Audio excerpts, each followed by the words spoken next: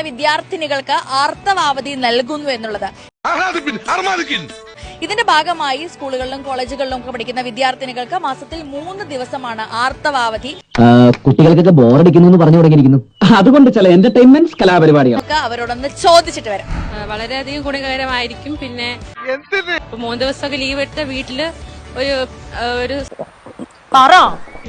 പതുക്കെ നമുക്ക് കോളേജിലോട്ടും സ്കൂളിലോട്ടൊക്കെ പോകണം നല്ലതായിരിക്കും. ഒരു കുഴപ്പമില്ല. ക്ലാസ്സുകളും നന്നായിട്ട് കുറച്ചും കൂടെ റിവൈസ് ചെയ്ത് ഒരുപാട് പഠിക്കാനായിട്ട് നോക്കിയാ കണ്ണൂത്തി പിടിക്കും. നല്ലതാ. ഒരുമിച്ചിരുന്നാലേ പഠിക്കാൻ പറ്റുമല്ലേ.